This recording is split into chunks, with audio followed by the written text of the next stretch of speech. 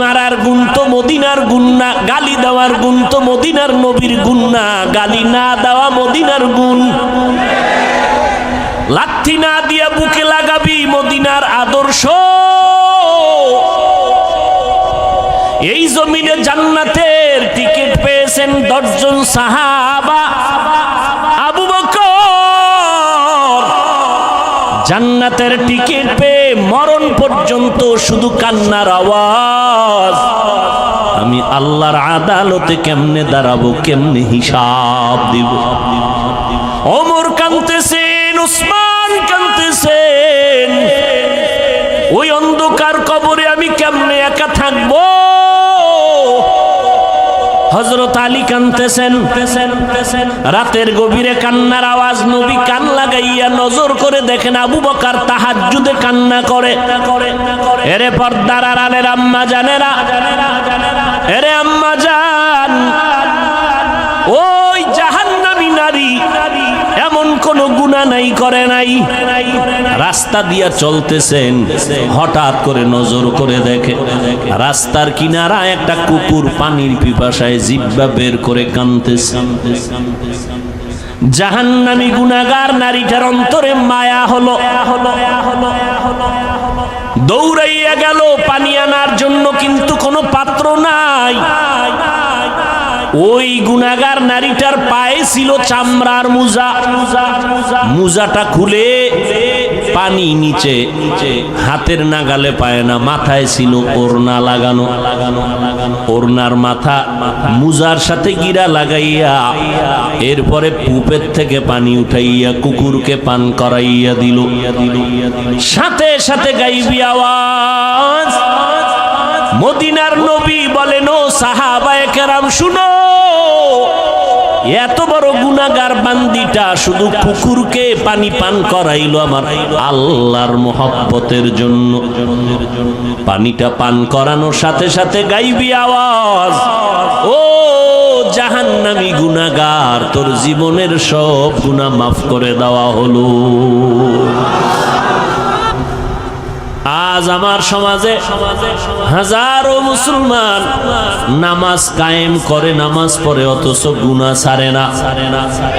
নামাজ পড়ে সুদ খায়, নামাজ পড়ে ঘুষ খায়, নামাজ পড়ে বেপরদায় চলে, আছে না নাই? অথচ আল্লাহর ওয়াদা নিশ্চয়ই মানুষ গুনাহ থেকে বাঁচবে। কেমনে কয়? নামাজ তাকে গুনাহ থেকে বাঁচাবে। ইন্নাস সালাতা তানহা আনিল ফাহশাই ওয়াল মুনকার। কোনো সন্দেহ নাই, সমস্ত পাপের থেকে বাঁচাইয়া রাখার একমাত্র মাধ্যম হলো নামাজ। প্রশ্ন বড় জটিল। মুসলমান আর বেঈমানের ভেতরে ব্যবধান হলো নামাজ। মদিনার নবী বলেন, বাইনাল আবদি ওয়া বাইনাল কুফরি তারকুস সালাহ। মুমিন আর বেঈমানের মধ্যে ব্যবধান হলো নামাজ।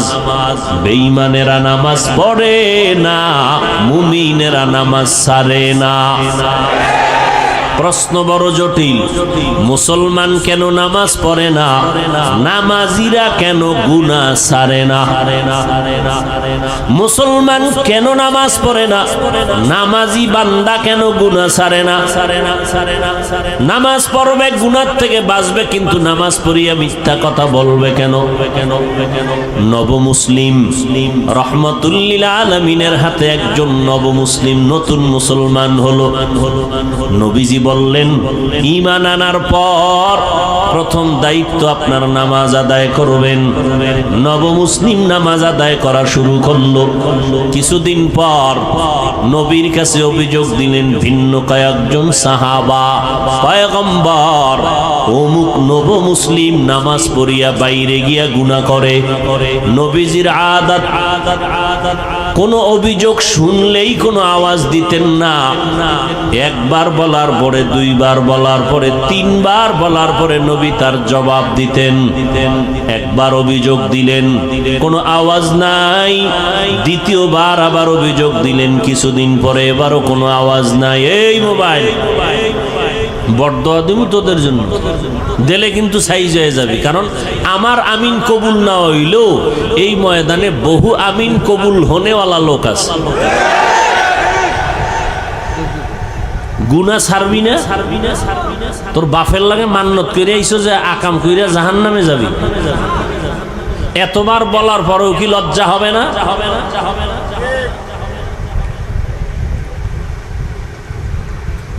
ভাইরা আমার,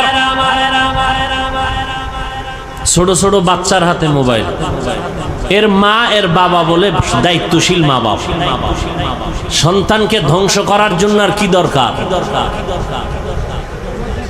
আল্লাহ সবাইকে হেদায়েত দান করুন। পয়গম্বরকে তৃতীয়বার যখন অভিযোগ দিলেন, নবমুসলিম নামাজ পড়ে বাইরে গিয়া গুনার কাজ করে, অভিযোগটা কতবার হলো? বলেন। নবী এবার জবাব দিলেন, লম্বা চওড়া কথা না, নবীজি কথা বলতেন সংক্ষেপ, তার ব্যাখ্যা হতো অনেক বড়। নবী অল্প কথায় বলে দিলেন, সাহাবায়ে কেরাম কিছুই বলবেন না, তার নামাজ যেদিন ঠিক হয়ে যাবে সেদিন সে গুনাহমুক্ত হয়ে যাবে। মকুন সুসুতি নামাজে পাঞ্জে গানা ফাওয়াইলুল লিল মুসাল্লিনাল্লাযিনা মুমিনারা ইনামাজ ইমদাদ দা ইস্তাঈনু আয়াতে কুরআন বাখা আয়াতে কদ আফলাহারা ইয়াদকুন গৌরকুন্দর মানি আজদিল সাদিকুন। ভাইরা আমার, নবী জবাব দিলেন অল্প কথায়, যেদিন নামাজ ঠিক হবে সেদিন গুনাহমুক্ত হয়ে যাবে। তাহলে নামাজ পড়িয়াও গুনাহ করে, কারণ কি বুঝলেন? কি বুঝলেন কারণ? নামাজ ঠিক, নামাজ ঠিক হয় নাই। জমিনের মধ্যে সর্বশ্রেষ্ঠ জায়গা মসজিদ। قال النبي صلى الله عليه وآله وسلم أحب البلاد إلى الله مساجدها وأبغض البلاد إلى الله أسواقها। পয়গম্বর বলেন, জমিনের মধ্যে শ্রেষ্ঠ জায়গা হলো মসজিদ, আর সব থেকে খারাপ জায়গা হলো বাথরুম। কি ঠিক? বাথরুম কি? বাজার। নবী বাথরুম রে খারাপ না বলে বাজারকে খারাপ কেন বললেন? এর একমাত্র কারণ, মানুষ বাজারে গিয়া যেই পরিমাণ গুনাহ করে ফেলে ওই পরিমাণ গুনাহ বাথরুমে হয় না। উত্তম জায়গা আল্লাহর ঘর, যেখানে সেজদা দেয় মানুষ সেখানে কম যায়, বাজারে বেশি যায়। মনে হয় জানো, গোপনে ইশারায় বলতে থাকে, নবী কথাটা মনে হয় ঠিক বলেন নাই। নবী যদি আমগো মনের মতো বলতেন, খারাপ জায়গা হলো মসজিদ, ভালোটা হলো বাজার। মানুষ বাজারের মধ্যে সময় বেশি কাটায়, মারপিটার রং তামাশা সেখানে বেশি হয়। এবার বলবেন বাজারে তো নবীও যাইতেন, আমরা হুজুরেরাও তো বাজারে যাই, ব্যবসা করি। আবু বকর ব্যবসা করেছেন, আমাদের মাযহাবের ইমাম আবু হানিফা রাহমাতুল্লাহ আলাইহি ব্যবসা করেছেন, বাজারে যাইতেন সব নবীরা, সব আল্লাহওয়ালারা। এরপরও কেন বাজারকে খারাপ বললেন? বাজারে যাইতে নিষেধ নাই ও বান্দা, বাজারে গিয়া গুনাহ করা তোমার জন্য নিষেধ। জরুরত সারার জন্য বাজারে যাও, আবার ব্যাক করে ঘরে যাও, ওখানে বাজে কোনো কথা যেন না হয়, কারণ ব্যবসা করা হালাল। আহাল্লাল্লাহুল বাইআ ওয়া হাররামার রিবা, ব্যবসা আল্লাহ হালাল করেছেন, সুদ আল্লাহ হারাম করে দিয়েছেন। এরে নবীর আশিক, উত্তম জায়গা আল্লাহর ঘর, কিন্তু এই জায়গায় মানুষ ঢুকতে গিয়েও কোনো আল্লাহর ভয় অন্তরে রাখে না। আল্লাহর ঘরে যারা যাবে এরা জমিনের কোনো মেহমান না, এরা আমার মালিক রব্বুল আলামিনের মেহমান।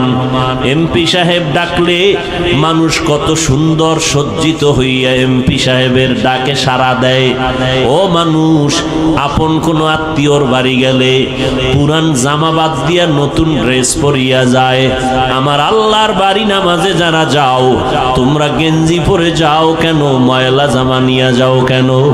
আল্লাহর মেহমান তো আল্লাহর ঘরে আল্লাহর সাজে সজ্জিত হয়ে যাওয়া দরকার। সেখানে গেঞ্জি পরে যায়, টুপি নাই, জুতা নাই, আবার গেঞ্জির ভিতরে কত বাঘ ভাল্লুক বানরের ছবি, আবার কত ইংরেজি লেখা আছে না নাই? এই হলো নামাজের হালাত। হ্যাঁ, সবার শেষে যায় আবার সবার আগে বের হয়। পাঁচ বেলার নামাজ তো নাই, ওই জুমার দিন যায় তাও সুন্নতের খবর নাই। সালামের পরে দুরাকাত ইমাম সালাম দিল, বের হয়ে চলে গেল। জুমার সময় এত মানুষ, এরা ফজরেও নাই আবার আসরেও নাই। এই নামাজ দিয়া মানুষ গুনাহ থেকে ফিরবে না। আল্লাহর নবী বলেন কিয়ামতের দিন এই নামাজি তাকে জাহান্নামে নিয়ে যাবে। আল্লাহ তাআলা বলেন আমি মানুষকে একটা কাজের জন্য বানাইছি, ইবাদত। ইবাদত হবে নবীর তরিকায়। সীমানা কত দূর? বলে তোমার জিন্দেগি যেখানে যেখানে যাবে সেখানে ইবাদত। ইবাদতটা নবীর তরিকায় হবে। শুধু জিকির করা ইবাদত না। ও বান্দা, তুমি খানা খাইবা ইবাদত, তুমি খানা খাইবা না তাও ইবাদত। খানা সামনে রেডি, পেটের ভেতরে ক্ষুধা, ইফতারির টাইম বাকি আধা ঘন্টা, ক্ষুধাও আছে, খানাও সামনে আছে হালাল। রোজাদার খাইবেনি কেন? কেন? কেন? এই সময় খানা খাওয়াটা তোমার জন্য আল্লাহর বিধানে নাই, না খাওয়াটা ইবাদত। খানা হালাল কিন্তু খাওয়া কিনা ইবাদত না। রোজার হালাতে তোমার সামনে খানা, পেটেও ক্ষুধা, তারপরও খাওয়া যাবে না, কারণ আল্লাহর বিধানে নাই, নবীর তরিকায় নাই। এই সময় খানা ক্ষুধা থাকলেও খাওয়া যাবে না, না খাওয়া ইবাদত। নামাজ পড়ো ইবাদত, নামাজ না পড়াটাও ইবাদত। রোজা রাখা যেমন ইবাদত, একটু আগেই কিন্তু জবাব দিয়েছি রোজা না রাখাটাও ইবাদত। ঈদের দিন রোজা রাখা ইবাদত নাকি রোজা না রাখা ইবাদত? সূর্য যখন ডুবে, সূর্য যখন উঠে, তখন নামাজ পড়া ইবাদত নাকি না পড়া ইবাদত? ভাইরা আমার, নামাজ পড়া যেমন ইবাদত, না পড়াটাও ইবাদত। সব হতে হবে আল্লাহর জন্য, মদিনাওয়ালা নবীর তরিকায়। কিন্তু বড় দুঃখ, আল্লাহকেও চিনি না, মদিনাওয়ালা নবীর আদর্শ তরিকাও চিনি না।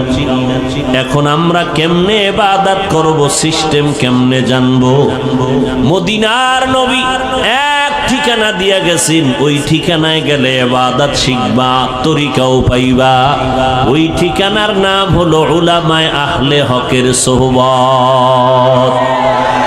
ইলমে রায়ে জাজু করদন বেহিসাব, খুলকে রাদাদান জওবে বাসওয়াব, হক নাদারত দোস্তে খলকা জারেরা, নিস্তে ই খসলত একে দিনদারেরা।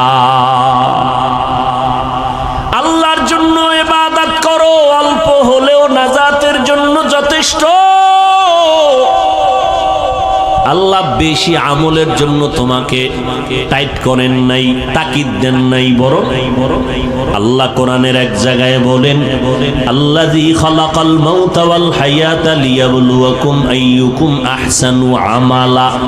আমি তোমাকে জমিনের মধ্যে পাঠাইছি পরীক্ষা করে, যাচাই করে দেখব কারা উত্তম আমল করে। আকসারু আমালা বলেন নাই, আহসানু আমালা। বেশি আমল আল্লাহ চান না, আল্লাহ চান অল্প আমল, তবে আমলটা হতে হবে আল্লাহর জন্য। ইবাদত কার জন্য? মা খালাকুতুল জিন্না ওয়াল ইনসি বাখা, জুজ ইবাদত নিস্তে মাকসুদ আজ্জাহা। আল্লাহর এক বান্দি, নারী না পুরুষ? আল্লাহ তাআলার এক বান্দি, এমন কোন গুনাহ নাই করে নাই, গুনাহের সাগর, জঘন্যতম গুনাহের মধ্যে লিপ্ত হয়ে নারীটার জিন্দেগিটাকে গুনাহের ফাউন্ডেশন বানায় ফেলল। হেদায়েতের মালিক কে? আর জোরে বলেন, মান ইয়াহদিল্লাহু ফাহুয়াল মুহতাদ ওয়া মান ইউদ্লিল ফালান তাজিদা লাহু ওয়ালিয়াম মুরশিদা। আল্লাহ চাইলে হেদায়াত দিবেন তো হয়ে যাবে। আল্লাহ যদি চান না হেদায়াত দিবেন না, সে হেদায়াত পাবে না। আল্লাহ যদি হেদায়াত না দেন, পৃথিবীর কারো ক্ষমতা নাই তাকে হেদায়াতের দরজা দিয়ে ঢুকাবেন। ভাইরা আমার, আমার নবী যার কোনো তুলনা নাই, যেই নবীর মতো নবী নাই। কেমন নবী আমার, যে নবীর চেহারা মোবারকে একটা নজর দিলে দীর্ঘদিনের ক্ষুধা নিবারণ হয়ে যায়। আরো আস্তে করে বলেন, কেমন নবী আমার। কপাল বড় খারাপ, আমরা সেই নবীরে চিনলাম না, বহু বিধর্মীরা চিনে আজ কালেমা পড়েছি। মুসলমানের ঘরে জন্ম নিয়ে নবীকে চিনলি না রে যুবক। যদি নবীকে চিনতে বাবা, ওই নবীর আদর্শ জবাই করতা না, বেঈমানের পা চাটা গোলাম হইতা না। কেমন মায়ার নবী আমার, 23 বছরে এমন এক আদর্শ নবী রেখে গেলেন, কিয়ামত পর্যন্ত নতুন কোন আদর্শের প্রয়োজন হবে না। আমার নবীর আদর্শই পাওয়ারফুল এবং পারফেক্ট, কিয়ামত পর্যন্ত কোনো সংশোধনী লাগবে না। যদি কোনো মুনাফিক আওয়াজ দিয়ে কয় সেই 1500 বছর আগের ইসলামটাকে একটু মডিফাই করা দরকার, সেই মুহাম্মদের 1500 বছর আগের পুরানো আদর্শ একটু চেঞ্জ করা দরকার, জুতা হাতে নিয়ে জানায় দাও রে বেঈমান, তোর বিবেকটাকে পরিশুদ্ধ করা লাগবে, চেঞ্জ করা লাগবে। মুহাম্মদের আদর্শ কিয়ামতের আগে চেঞ্জ করার প্রয়োজন হবে না। এই কোন ইহুদি, কোন খ্রিস্টান, কোন হিন্দু, কোন বৌদ্ধ, কোন বিধর্মী আজ পর্যন্ত বলার সাহস পায় নাই মুহাম্মদের আদর্শকে চেঞ্জ করো। কে পেয়েছে? ইসলামের ব্যানারওয়ালা একদল মুনাফিকরা বলে 1500 বছর আগের সেই ইসলামকে মডিফাই করা দরকার।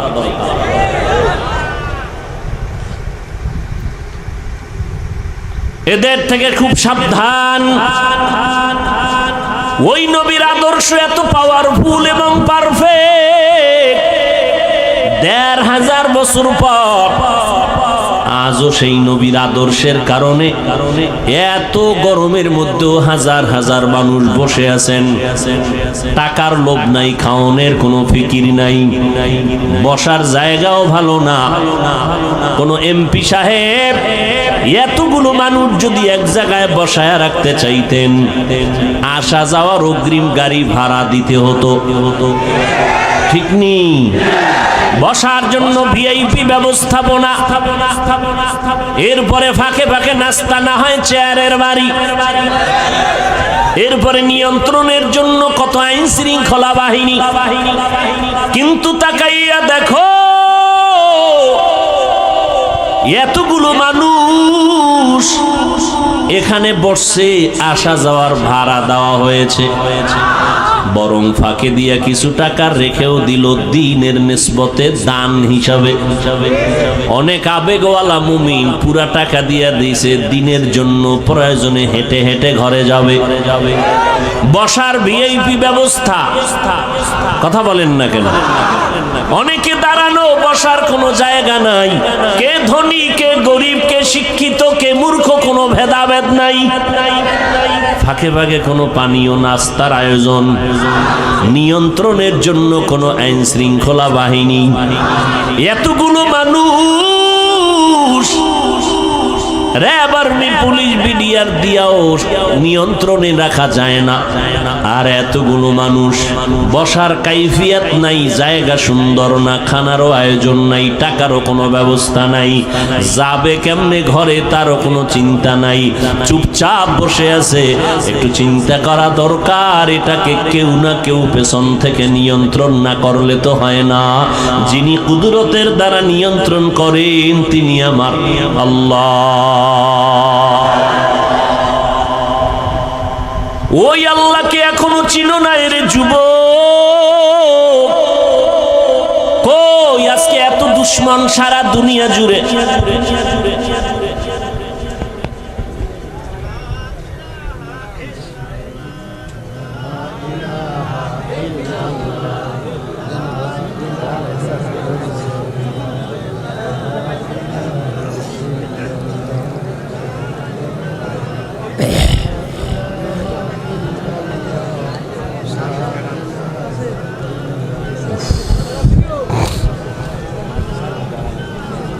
অন্ধকারে পালায় রওনা দিয়েছেন, হাসেন আবার। আমার তো লজ্জা লাগে। আপনার অন্তরে ভয় আসলো না? অন্ধকারে পালায় যাবেন, এটা কোন অভ্যাস?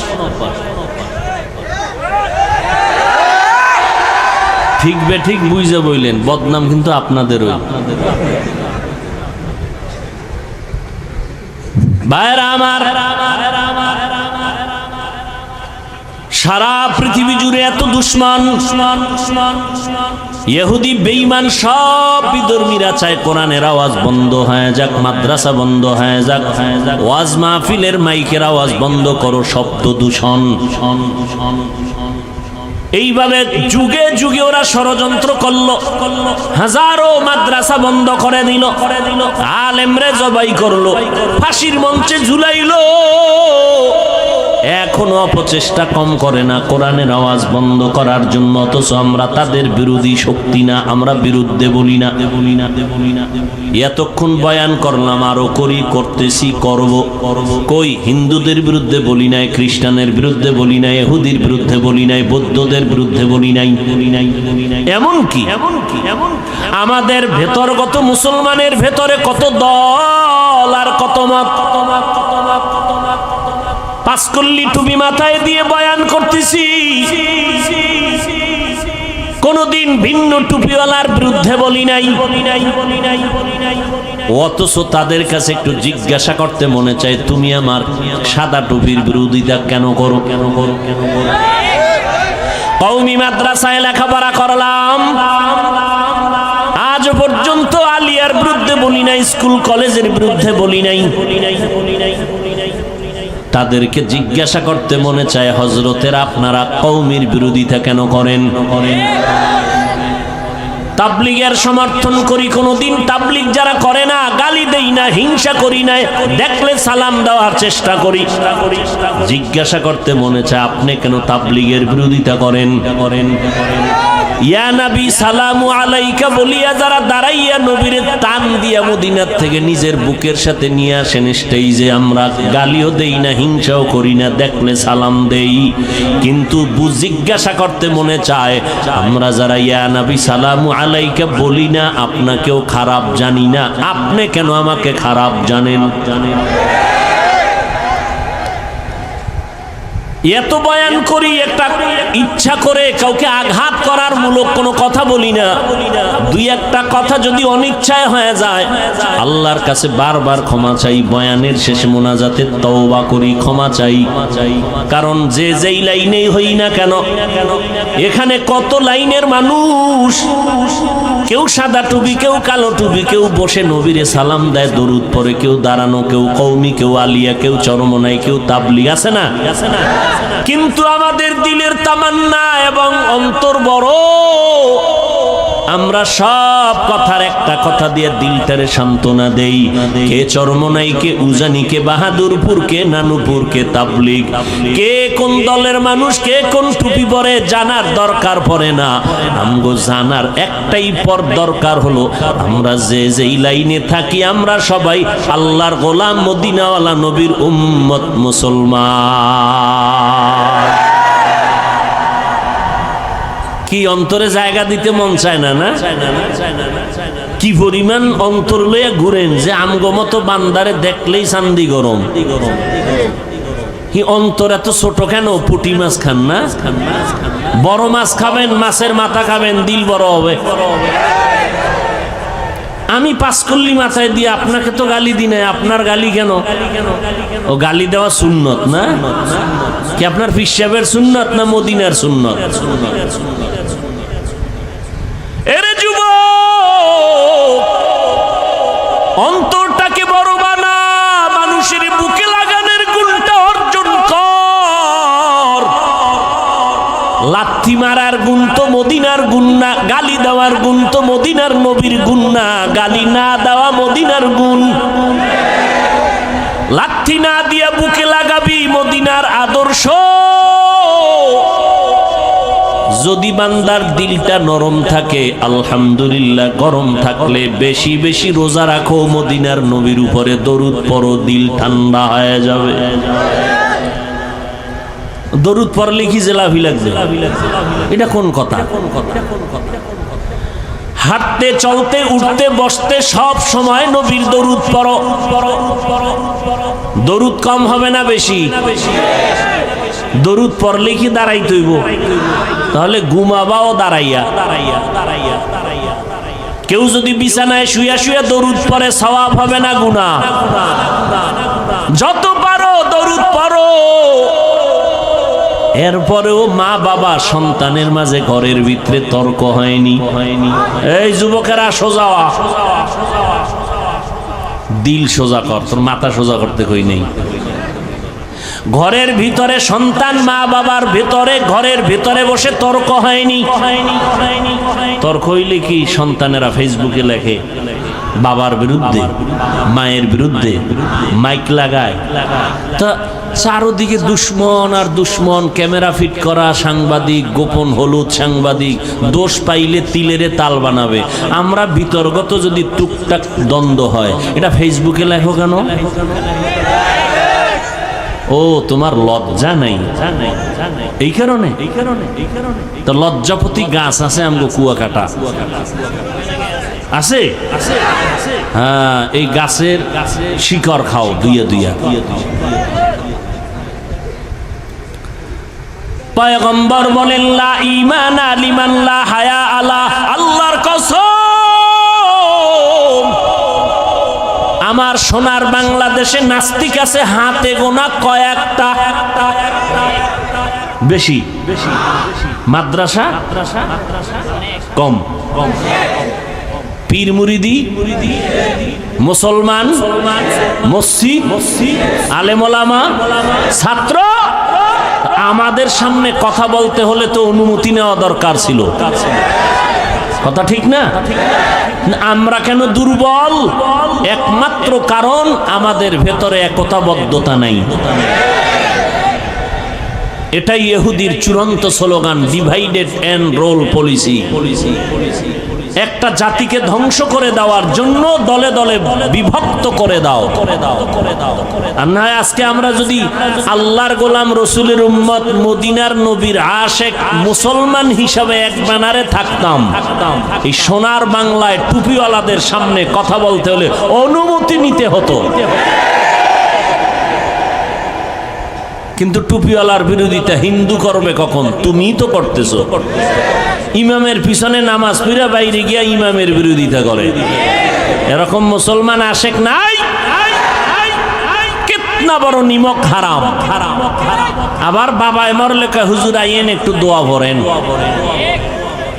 আছে না নাই? আল্লাহ হেদায়াত দান করেন। ও যুবক, তুমিও মুসলমান, আমিও মুসলমান। তোমার আল্লাহ আমার আল্লাহ আলাদা না, এক। তোমার নবী আমার নবী এক, তোমার কোরআন আমার কোরআন এক, তোমার কাবা আমার কাবা এক, তোমার ধর্ম আমার ধর্ম এক। তুমি আমি দুনিয়াতে আসছি এক, নাকি লঙ্গি ভরে আসছো?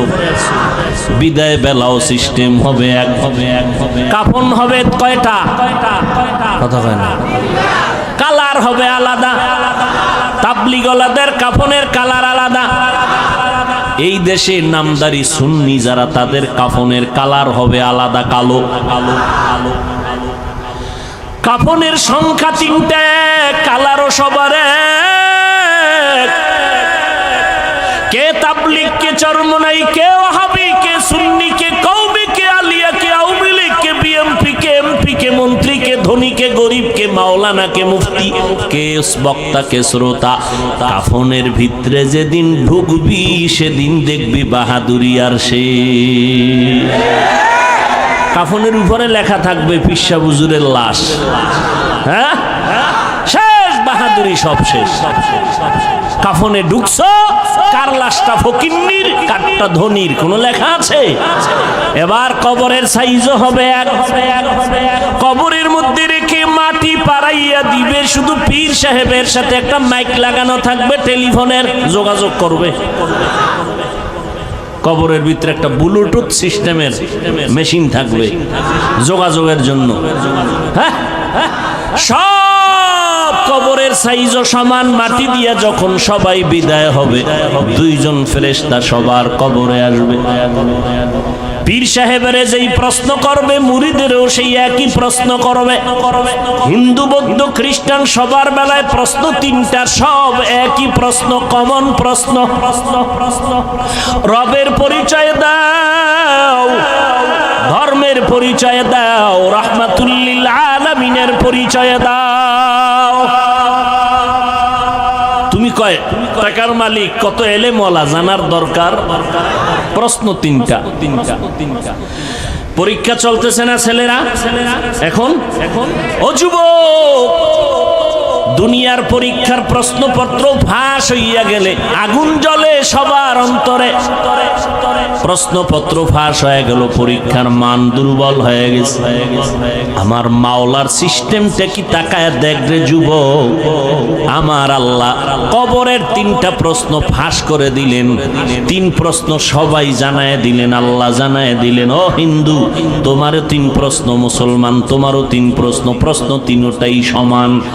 জানাইয়া দেওয়ার পরেও যদি কবরে গিয়া জবাব দিতে না পারো, একটু চিন্তা কর পিডার ওজনটা কত কঠিন। প্রশ্নপত্র ফাঁস করার পরেও যদি জবাব দিতে না পারো, জবাব কে দিতে পারবে? যে পারবে সে জান্নাত পেবে, যে পারবে না সে পাবে না। কে পারবে? আমি হুজুর। কোনো গ্যারান্টি নাই, কারণ এই জমিনে জান্নাতের টিকিট পেয়েছেন 10 জন সাহাবা।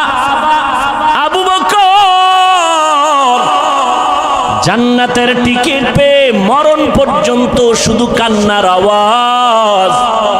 আমি আল্লাহর আদালতে কেমনে দাঁড়াবো, কেমনে হিসাব দিব।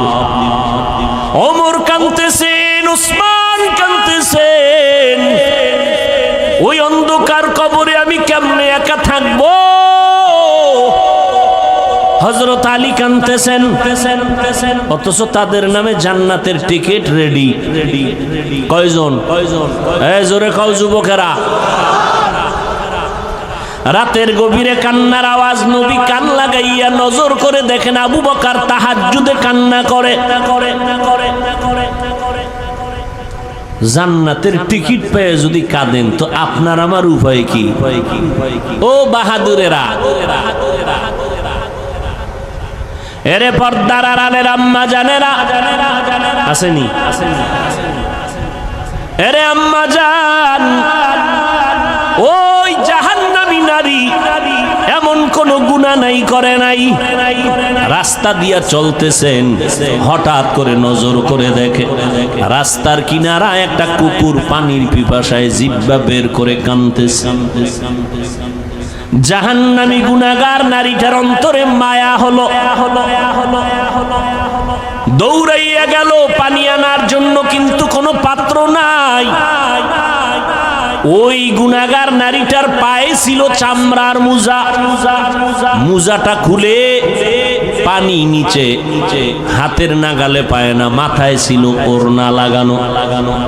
ওড়নার মাথা মোজার সাথে গিরা লাগাইয়া এরপরে পুপের থেকে পানি উঠাইয়া কুকুরকে পান করাইয়া দিল।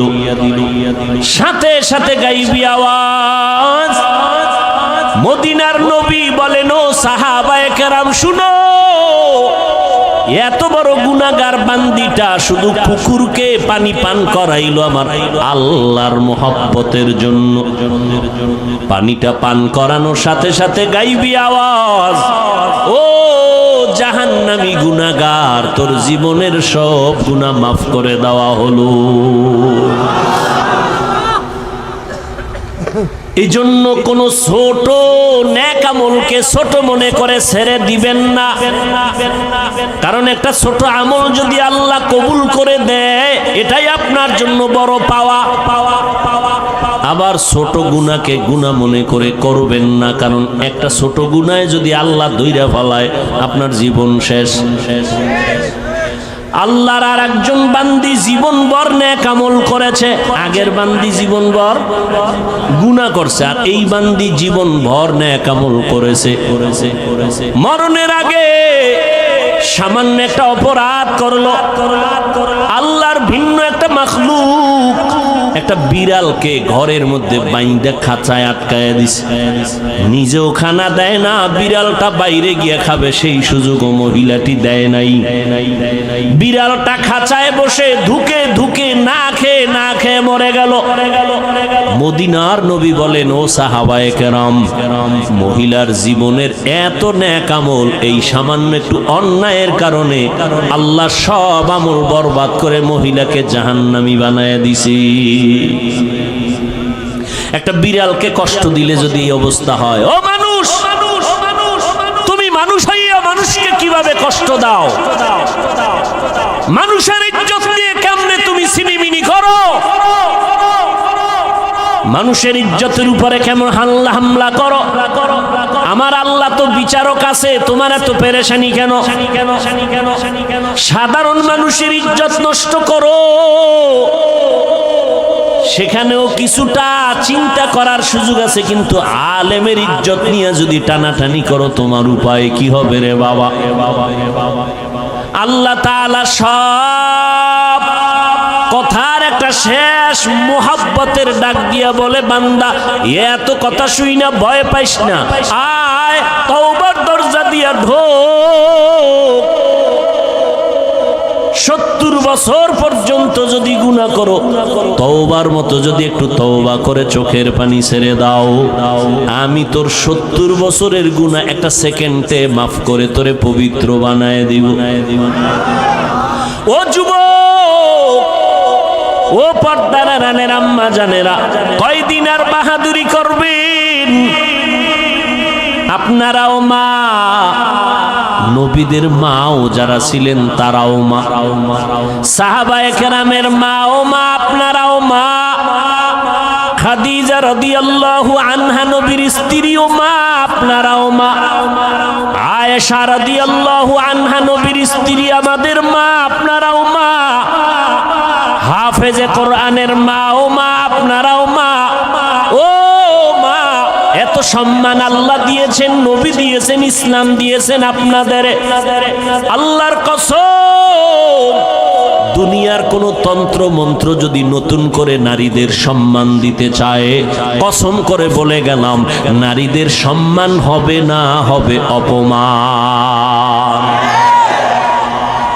আল্লাহ যা দিছে তোমার আব্বা মিলে কি তার থেকে বাড়াইতে পারবা? মিয়া পাকনামি করো।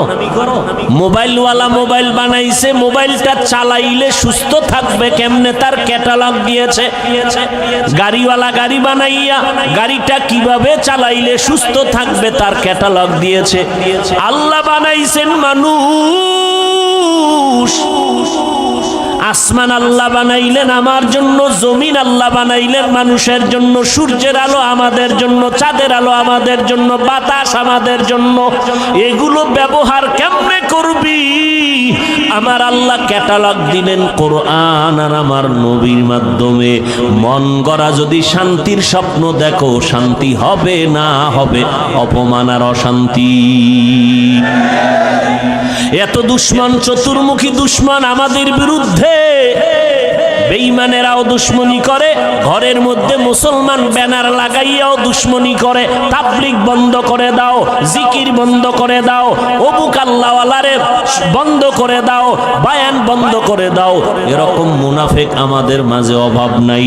এইবার আপনারা বলেন, এত দুশ্মনীর মাঝেও আল্লাহর শুকর, আমরা যারা নবীর তরিকা মানিয়া সুন্নাত অনুযায়ী চলি, আমগো সম্মান কমতেছে নাকি বাড়তেছে? আর কেমনে দেখাইলে আপনারা সুন্নত মানবেন? আর কিভাবে বললে রসুলের সুন্নত মানবেন? ও যুবক, নবীর সুন্নতের থেকে আরো কোনো ভালো আদর্শ আছে কিনা বলো, তাহলে আমি নবীরটা বাদ দিয়া তুমি দাও, আমি সেটা গ্রহণ করব। নবীরটা ভালো না হয়, যদি আরো কারোটা ভালো হয় দাও, আমি নবীরটা বাদ দিয়া তোমার সেটা গ্রহণ করব। দাও। তুমি কেন? পৃথিবীর কেউ পারেনি, পারবে না। এক কথায় বলে দেই, পৃথিবীর কিয়ামত পর্যন্ত যত আদর্শ আসবে, আসছে, সবগুলো নাপাক। একমাত্র মদিনার নবীর সুন্নাত আর আদর্শই হলো পাক। অতএব তুমি নবীর সুন্নাত মানবা না তো হিন্দুরা মানবে।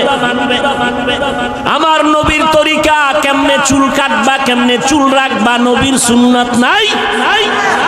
নবীরটা ভাল লাগে না? বেঈমানের পা চাটো, আবার দাবি করো আশেকে রসুল। লজ্জা করে না? লজ্জাপতি গাছের শিকড় খা।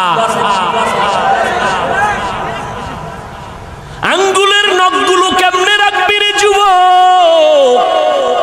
আল্লাহরে সাক্ষী রেখে বল, নখ কাটার মধ্যে আমার নবীজির আদর্শ আছেনি? বেঈমানেরটা মানো কেন? মুহাম্মদেরটা ভাল লাগে না, আবার আশেকে রসুল দাবি করো। এই চাপাবাজির ভ্যালু কি? আমার নবীর সুন্নাত, পানিটা কেমনে পান করবা সেখানেও নবীর সুন্নাত, জুতা দুইটা কেমনে পায়ে পরবা সেখানেও নবীর সুন্নাত, জামাটা কেমনে খুলবা পরবা সেখানেও নবীর সুন্নাত। মানলে তুমি সুন্নি, মানবা না তুমি নবীর বড় দুশমন। তোমার পোশাকের মধ্যে নবীর সুন্নাত কই? তোমার আঙ্গুলের নখ কাটার ভেতরে নবীর তরিকা কই? জীবনে ঘড়িয়াতে দেই না, ওয়াজের কারণে টাইম দেখা লাগে, এই জন্য মাঝে মাঝে দেই, তাও ডান হাতে দেই। বাদশা হারুন রশিদের যুগে ঘড়ির জন্ম, এর আগে ঘড়ি ছিল না এই সিস্টেমে। ডান হাতে দেই কেন? ছাত্র জীবনে ওস্তাদ বলেছেন সেই ছোটবেলা, এই ছেলে বাম হাতে ঘড়ি দিবি না যদি কখনো দাও, কারণ কোন মুরব্বী যদি তোর ওস্তাদ সমতুল্য কয় টাইম কত, বাম হাতটা সামনে নিবি না ডান হাতটা নিবি। গুনাটুনা কিছু নাই, কিন্তু আদবের একটা বিষয় আছে, কোনো গুনাটুনা নেই। ভাইরা আমার, আর তুমি শিক্ষকের সামনে বিড়ি টানো না, হাসো কেন? লজ্জা করে না? কানতে থাক বেটা, কানতে থাক। শিক্ষকের সামনে বিড়ি টানে, মোবাইলে কথা বলে, আরো কত অপরাধমূলক কাজ করে, কোনো সীমা না। এখনো এত বড় বক্তা হইয়াও চেষ্টা করি ওস্তাদ পাইলেই জুতা দুইটা হাতের মধ্যে নিয়ে টানি। মা বাবার জুতা এখনো ধুইয়া দেই। কি শিখেছো? আদব কি শিখেছো? রাস্তা দিয়ে হাঁটলে কোনো মুরব্বির পাশে যদি থাকি, সূর্যের ছায়া পড়লে চেষ্টা করি আমার ওই মুরব্বির ছায়ার উপরে যেন আমার পাও না পড়ে। এটা গুনাটুনা কিছু না, যত আদব দেখাবো তত আল্লাহ খুশি হবেন। আর মায়ের সামনে বাবার সামনে মোবাইল চালাও, টেলিভিশন দেখো, নাচ গান দেখো, লজ্জা করে না? ঘড়িটা হাতে দিয়া বাম হাতে দৌড়াও, বান্ধবী নিয়ে আড্ডা দিতেছো, মা বাবার সামনে লজ্জা করে না? কয় কিসের লজ্জা, আব্বা আম্মাও তো এই পথের যাত্রী। ও আম্মা জান, আপনার ছেলেটাকে ডাক্তার বানাবেন, কলিজা দিয়া দোয়া করে গেলাম, ইঞ্জিনিয়ার বানাবেন, প্রফেসর বানাবেন, এসপি বানাবেন, তবে দাবি হলো বেয়াদব বানাবেন না। আপনার সন্তানের ব্যবহারে যেন কোনো আলেম কষ্ট না পায়, আপনার সন্তানের আচরণে এলাকার কোনো মুরব্বী যেন কষ্ট না পায়, আপনার সন্তানের আচরণে যেন সবাই দোয়া করে। আরে এমন আদর্শ সন্তান যদি বানাইতে হয়, আব্বা আম্মাকে আগে আদর্শওয়ালা হওয়া দরকার। ও যুবক, পেছনের গুনার থেকে এখনো সুযোগ আছে, তওবা করো। নবীর তরিকার মালা গলায় লাগাও, দাড়িটা লম্বা করো, 5 বেলার নামাজ পড়ো, মা বাবার খেদমত করে দোয়া নাও, আলেম ওলামাদের দোয়া নিয়ে আমল শুরু করে দাও। তোমার মতো যুবক, আমি বলি না আমগো মতো হুজুর হও না, একবারও না। তুমি যেই লাইনেই আছো ওই লাইনে থাকিয়া নবীর তরিকা মতে চলো, নামাজ পড়ো। তোমার মতো যুবক সন্তান স্কুল কলেজে পড়ে, 5 বেলার নামাজি, মিথ্যা বলবা না, বলো আছে না নাই? তুমি পারো না কেন? আগামীকালকে ওই ছেলে মেয়েদের পাও ধোয়া পানি নিয়ে খালি পেটে 3 বার পান করবা, যে তোরা স্কুল কলেজে পড়ো, নামাজ পড়ো, আমি কেন পারি না, কপাল খারাপ, আব্বা আম্মার বরদোয়া লাগছে আমার কপালে। ও যুবক, তোমার মতো যুবক সন্তান তাকায়া দেখো, র্যাব আর্মি পুলিশ বিডিআরের চাকরি করে দাড়িওয়ালা নামাজি আছে না নাই? তুমি কেন পারবা না? মই নদীর মধ্যে মাছ ধরে, নামাজ ছাড়ে না, জমিনে কৃষি কাজ করে, নামাজ ছাড়ে না, তুমি কেন পারো না? এরে আম্মা জান, আপনার মতো কত মা এলাকায় দেখবেন এখনো 5 বেলার নামাজ পড়ে, তাহাজ্জুদ পড়ে, নাই? এরে আম্মা জান, কেন আপনি পারবেন না? ভালো সন্তান যদি চান, আপনাকে ভালো হতে হবে। ভালো ফল খাইতে চাইলে গাছকে ভালো করতে হবে, ভালো গাছ থেকেই ভালো ফল আসবে। এরে আম্মা জান, এখনো সময় আছে, তওবা করেন। সন্তানের হাত ধরিয়া বলেন, বাবা আর নামাজ ছাড়বি না, মা বাবারে কষ্ট দিবি না, ওলামায়ে কেরামের কথা মেনে আমল করবি, নবীর তরিকা মেনে চলবি। তোরে আমি আদর্শ ডাক্তার বানাইয়া যেতে চাই, তোকে আমি আদর্শ ইঞ্জিনিয়ার বানায় যেতে চাই। আমি মরিয়া গেলে তুই কোরআন পড়ে পড়ে দোয়া করবি আর মানুষের ডাক্তার হয়ে সেবা করবি। আল্লাহর কাছে দোয়া করেন, তওবা করেন। ও যুবক, আল্লাহর কাছে তওবা করো। গুনাহের কথা স্মরণ করে আমার আল্লাহকে যদি বলতে পারো, আল্লাহ হায়াতের মালিক তুমি, ইজ্জতের মালিক তুমি, মৌতের মালিক তুমি, আজকে থেকে তওবার নিয়ত করে ফেললাম, নবীর সুন্নতের বাহিরে চলবো না, হারাম খাবো না, দাড়ি কাটবো না, মা বাবাকে কষ্ট দিব না, নবীর তরিকার বাহিরে চলবো না, ওলামায়ে কেরামের সুন্দর পরামর্শ নিয়ে আমল করব, 5 বেলার নামাজ ঠিক মতো আদায় করব, যত কষ্টই হোক না কেন আর নামাজ বন্ধ করব না, মোবাইলের গুনাহের থেকে নিজেকে বাঁচাইয়া রাখার চেষ্টা করব।